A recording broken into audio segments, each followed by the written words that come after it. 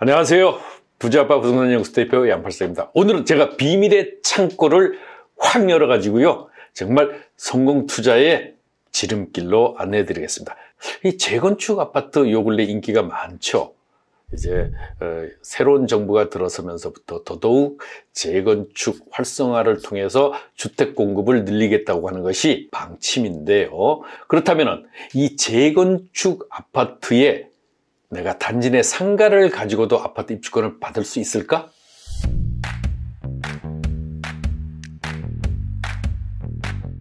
네, 요건이 충족이 되면 받을 수 있습니다. 자, 30년 이상이 되어서 이제 재건축을 진행하게 되는데, 이 재건축을 진행할 때 아파트 입주권을 받기 위해 많은 분들이 요 근래 투자를 나서고 있습니다.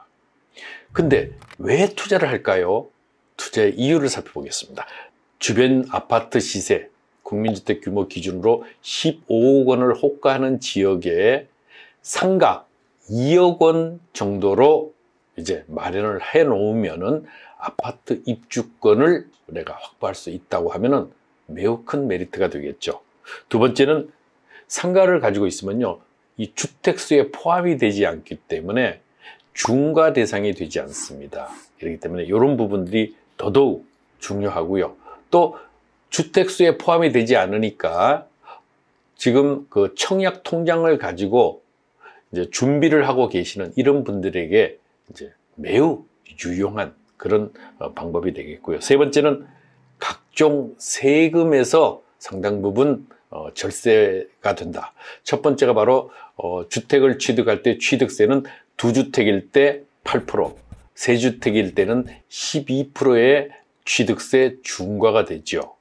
그런데 이 상가는요, 4%로 고정되어 있습니다. 상가가 1개든 2개든 3개든 상관없이 취득세는 4%로 고정되어 있습니다. 물론 부가세는 별도입니다. 이러한 이유 때문에 요번에 앞서 달려가 나가는 투자자들은요, 바로 단지 내 상가에 집중하고 있습니다. 많은 분들이 단지 내 상가에 주목하는 이유는 높은 시세 차익입니다. 아직 많은 분들에게 알려지지 않고 있기 때문에 더욱 메리트가 있다고 볼 수 있는데, 알려지지 않아서 아직은 매우 저평가되어 있죠. 그래서 상대적으로 소액의 자금을 가지고 강남이라든가 아니면 마용성 주변에 바로 아파트를 마련할 수 있다는 거. 두 번째는요, 바로 자녀에게 증여용으로 많이들 하고 계세요. 자녀에게 증여는 작은 자금, 불과 2억, 3억의 자금으로 그것도 대출을 받아서 증여를 해 놓으면은 그야말로 소액으로 증여가 되는데, 이것이 20억, 30억 원의 가치를 가지게 되는 강남 유수의 아파트로 태어난다. 바로 이것이 큰 메리트가 되겠습니다. 하지만 이렇게 메리트가 있는 재건축 단지 내 상가를 구입하는 데 있어서 무조건적으로 장점만 있는 것이 아니죠. 살펴봐야 할 유의사항 또한 당연히 있습니다. 자, 유의사항을 우리 하나하나 살펴보므로 해서 성공 투자를 하도록 안내해 드리겠는데요. 첫 번째가 바로 입주권을 결정하는 산정 비율을 살펴야 됩니다.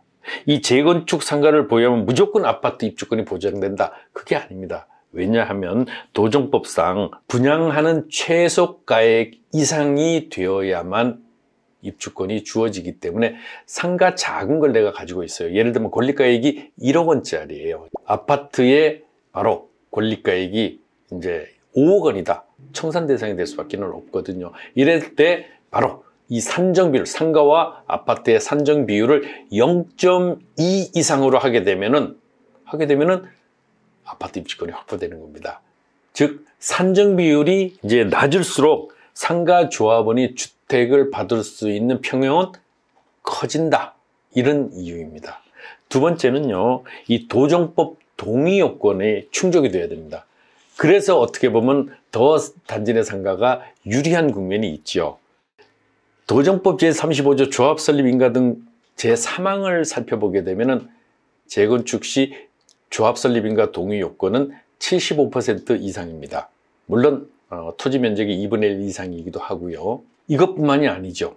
바로 동별 동의자가 50%를 넘어야 됩니다. 예를 들어 보겠습니다. 그렇다면 그 안에 있는 상가라든가 부대 복리시설은 어떻게 될까요? 부대 복리시설은 한동으로 봅니다. 예를 들면 유치원이 있고 또 상가가 2개가 있어요. 그러면 그 전체를 한동으로 인정해서 소유자들의 과반수 이상의 동의가 확보돼야 됩니다. 이 부분을 잘 활용하게 되면 아파트 입주권 또 산정 비율 책정하는 것은 상당히 쉽고요.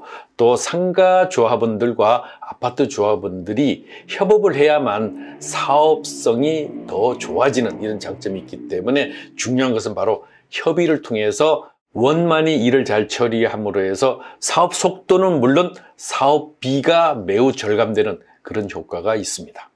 세 번째는 권리가액이 적은 소형 상가에 투자할 때는 이 추가 분담금이 상대적으로 높게 이제 상승할 수 있죠. 그런데 이것은 일장일단이 있습니다.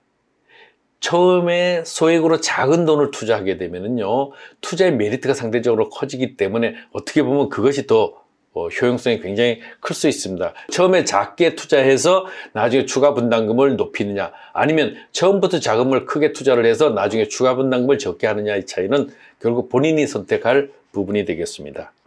네 번째는요, 이 경매 시장의 재건축 단지 내 상가 물건 같은 경우는 주의해야 됩니다. 특히 지분으로 등기가 되어 있는 경우는 더더욱 주의해야 되는데요. 지분으로 되어 있을 경우는 전체가 하나밖에 주어지지 않기 때문에 설사 아파트 입주권이 주어진다고 해도 이제 이 부분은 매우 주의를 기울이셔야 됩니다. 재건축 투자를 할 때는 특히 단지 내 상가의 장점, 바로 세금에서 자유롭고 또 주택수에 포함이 되지 않으니까 청약 통장을 활용할 수 있고 작은 자금으로 투자한다는 것이 무엇보다도 큰 장점입니다.